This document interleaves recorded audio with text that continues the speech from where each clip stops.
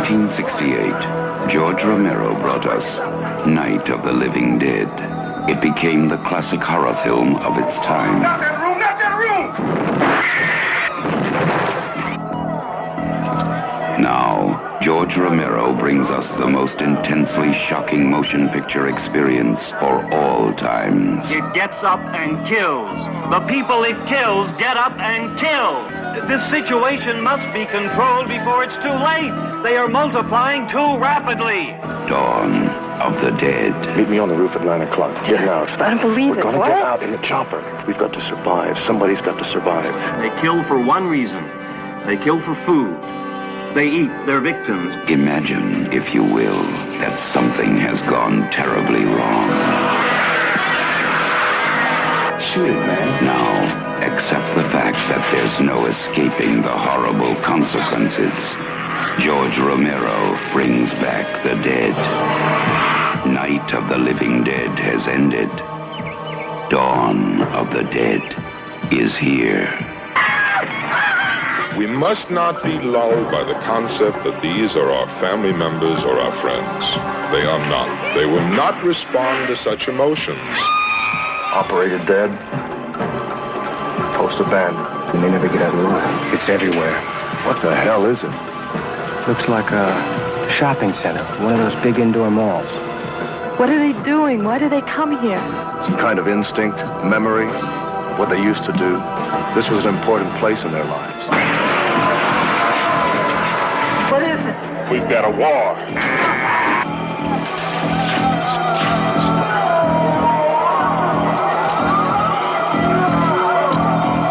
I'm afraid. We have spawned our own savagery. Soon, it will consume us all. It is a horrible, hauntingly accurate vision of the mindless excesses of a society gone mad. They must be destroyed on sight. When there is no more room in hell, the dead will walk the earth. We are down to the line, folks. We are down to the line. Dawn of the Dead. How's it going, everybody? It's time for another great Mr. Poestyle video. And today, finally, I'm getting out my video on the Living Dead Museum located at the Monroeville Mall in Monroeville, Pennsylvania. Not too far from Pittsburgh, not too far from me. Monroeville Mall was actually the mall that I grew up going to most of the time. My parents didn't do a lot of mall when we were kids. Sometimes we would go to the Green Gate Mall, Westmoreland Mall in Greensburg. There was two malls there. They really liked going to the Indiana Mall up near IUP, Indiana University of Pennsylvania, because that was more of farmland and quieter and calmer. But once in a while, you'd get to go to Monroeville Mall. Now, Monroeville Mall became the mall of our choice teenage years. My buddies' parents would take us there. And then when we could drive, that's where you went. They had the greatest arcades there. They had Babbage's and Electronics Boutique before GameStop. And KB Toys, right across the highway was Toys R Us. So, you know, we would go down there all the time to buy our Nintendo, Super Nintendo games right down there at Monroeville Mall. And it's known for, of course, Dawn of the Dead being filmed there. The movie came out in 1978. George Romero. Romero just was huge in this area. And he was born in New York, but he ended up going to college at Carnegie Mellon and Pittsburgh. And from there, he ended up dropping out of school and working for the TV stations. He would stop in and get a clip and take it from one station to another in Pittsburgh there. And along the way, he learned video editing that way. And eventually, he started his own little company. And they started making commercials to be shown on the big screen in movie theaters. Commercials for different products and stuff like that. And he wanted to make a movie, him and his friends.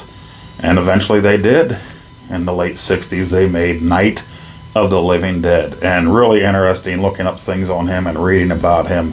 That farmhouse and Night of the Living Dead They actually slept in there while they were filming. He said there was no running water. There was a creek, or crick, if you're from western Pennsylvania, out back, and they would wash there and spend all their time in that farmhouse shooting. And then when they needed to make more money, they would stop shooting and go make their commercials again, and then come back out and just get people, you know, volunteers, people to be in the movie and stuff like that.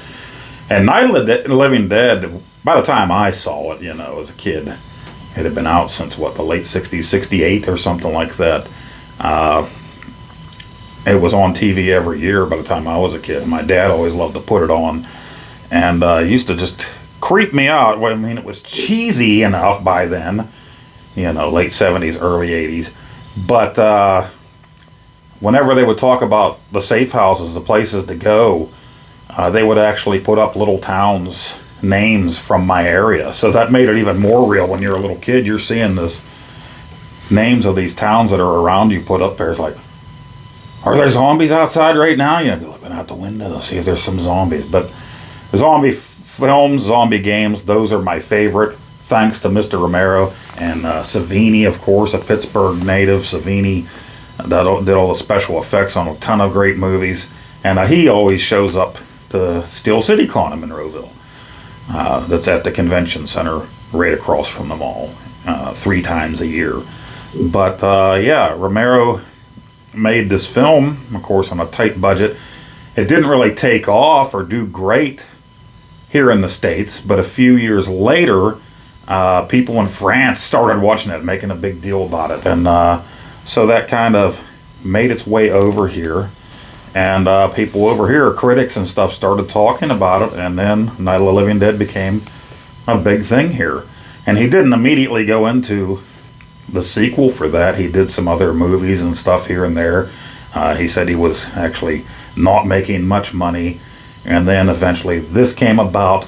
He was friends with the gentleman that owned the Monroeville Mall, one of the first big enclosed malls in the United States, maybe in the world. I can't remember what they said there, but his buddy was taking him for a tour of the mall that he owned in the 70s there, and he said, yeah, a place like this would be a great place to hold out, you know, if there was an attack or something.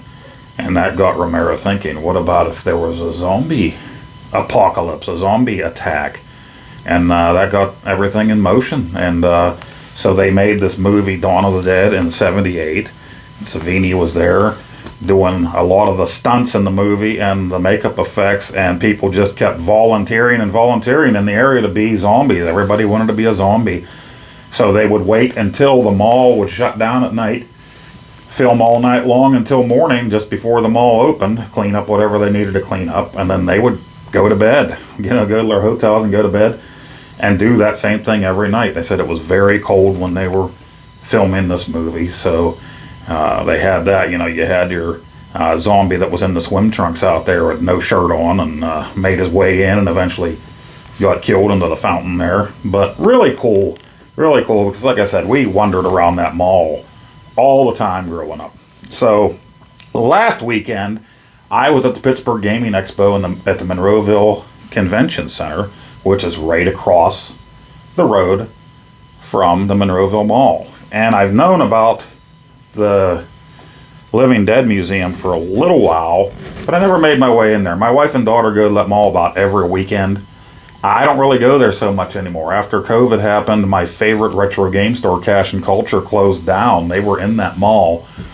And so I might go there for a few movies, to watch some movies at the theater there. My son and I went to see the newest Ghostbusters there this past spring, late winter.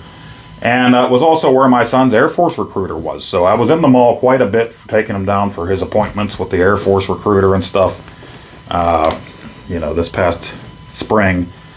But never went into this place. So I was at the Pittsburgh Gaming Expo last weekend, and I thought, well, and I was leaving there somewhere around evening time, maybe 4 o'clock or something. I'm like, I'm right here, now's the time to do it. Go over there and see what's going on.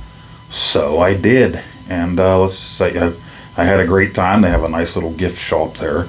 And you'll see, I walk in through the Dick's That's where you want to go if you're in there. Dick's is on the bottom, Penny's is on top. That used to be one whole Penny's, the downstairs and the upstairs.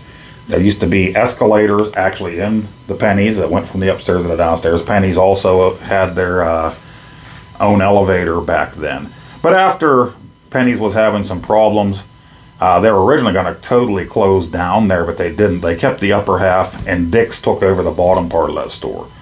So the old Penny's that you see in Dawn of the Dead, well, Penny's is still there, but they took out the escalators and the elevator inside the store itself. But the cool thing is, the museum has chunks of that escalator, and the panels and everything rebuilt the elevator for a display. You'll see that. Now, I only had my phone with me, so it's a little rough going, and there were also other people there ahead of me and behind me. It wasn't real busy, but it was enough that there were people there. I didn't want to hold everybody up. So really just making this video for people that don't live close by like I do, so that they can see what's there.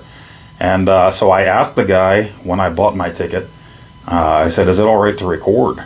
And he said, yes it is. And then as I'm walking away, he's like, thank you for asking. He said, most people don't even ask. I'm like, well, I just figured it's the thing to do. You want to ask first, right? That's what you should do before you film anywhere, really. It's privately owned. But it's a really cool place. They do have a convention I haven't been to yet. I believe it's every summer, some kind of zombie convention there at the mall. And they've had Savini there, and of course, back when George was alive, he had been there, and I guess people dress as zombies and stuff like that too. Never been down there for that. I might have to check that out one day. I think that's around June they do that. But yeah, when you go inside, you'll see all the cool stuff. What I tried to do, I did show every single display that they have, and they don't have just Dawn of the Dead. They have Night of the Living Dead, Dawn of the Dead. They even have Evil Dead 2 stuff there, actual props. And then there are some replica props, but it tells you right there which are the replicas, which are the real thing. Bunch of different movies like that in there, so it's not just Dawn of the Dead, or Night of the Living Dead. I stopped at each little wall hanging and recorded it. So you're not going to be able to read it that fast because I had to keep moving. If you're really interested in it, just pause the video and read it. Like I said, everything that they have, every bit of information, every display, I did record. It's just that you might have to slow it down for yourself. So take a look.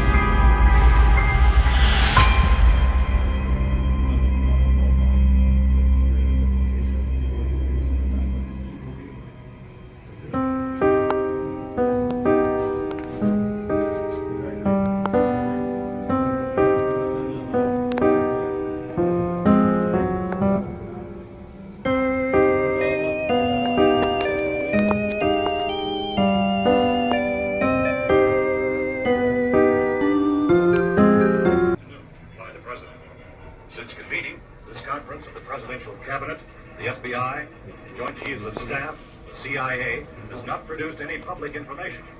Why are space experts being consulted about an Earth-bound emergency? So far, all the betting on the answer to that question centers on the recent Explorer satellite shot to Venus. That satellite, you'll recall, started back to Earth, but never got here. That's the space vehicle which orbited Venus and then was purposely destroyed by NASA when scientists discovered it was carrying a mysterious high-level radiation with it. Could that radiation be somehow responsible for the wholesale murders we're now suffering?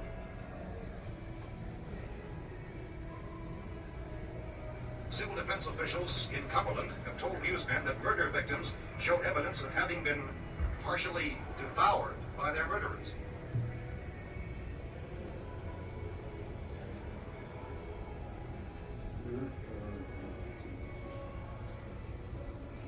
Consistent reports from witnesses to the effect that people who acted as though they were in a kind of trance were killing and eating their victims prompted authorities to examine the bodies of some of the victims.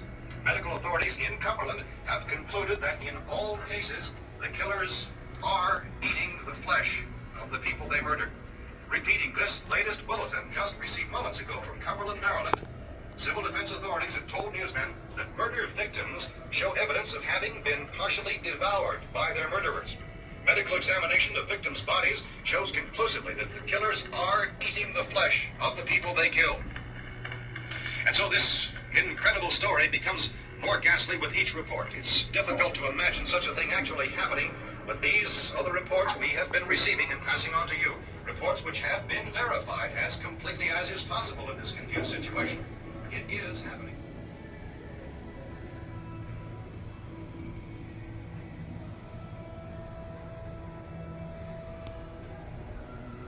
Because of the obvious threat to untold numbers of citizens, and because of the crisis which is even now developing, this radio station will remain on the air day and night. This station and hundreds of other radio and TV stations throughout this part of the country are pooling their resources through an emergency network hookup to keep you informed of all developments.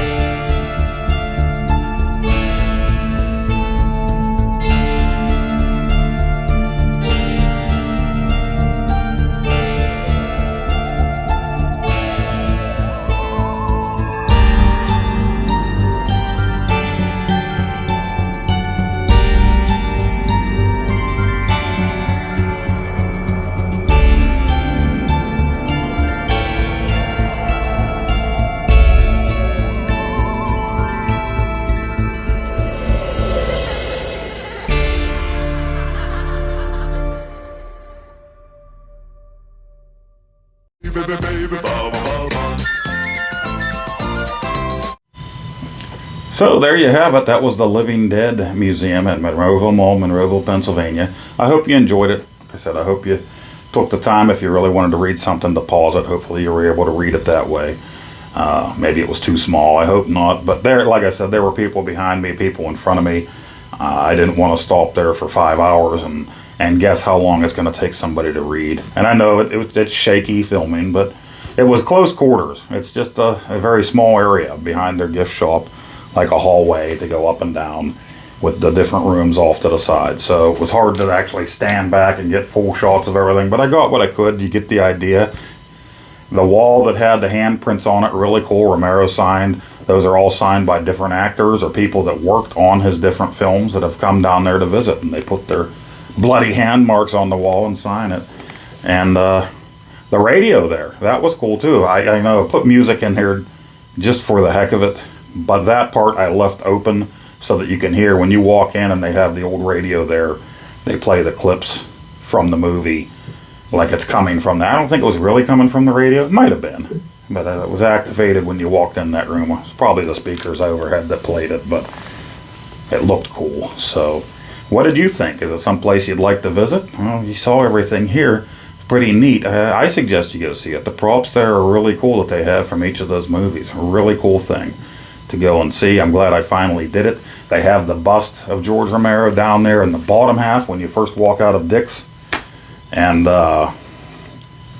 then when you turn around and look up, it's right up there. Take the escalators up and you're right there at the Living Dead Museum, right off from the Penny's, J.C. Penney's that was in the movie. Really cool. So I hope you enjoyed this video. Let me know what you think in the comments down below. Are you a fan of those movies? Yeah, they can look a little cheesy, especially now. Pretty gory, actually, for back in their day, especially Dawn of the Dead. Pretty gory. But yeah, now kids would probably be like, that's cheesy. Another thing I thought was interesting is the biker gang in that movie is actually a real biker gang that's still around here in western Pennsylvania. So they brought them into the movie and they were happy to do it. So pretty cool. Yeah, those guys are still around here. So, well, thank you for joining me for another great Mr. Poestyle video. I'm getting distracted here because the wife was telling me that dinner was ready, so I needed to wrap it up and lost my train of thought. Living Dead Museum, Monroeville, Pennsylvania. Check it out. We'll see you on the next one.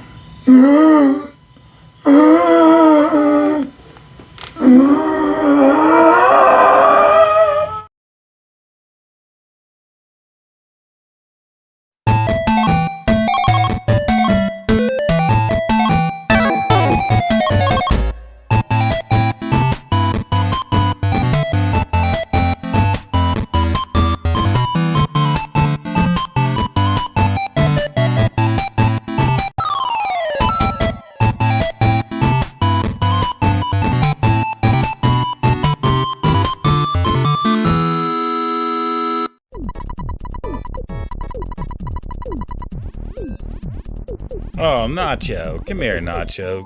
No biting. No bite. Ooh! No biting! Oh, Nacho, stop!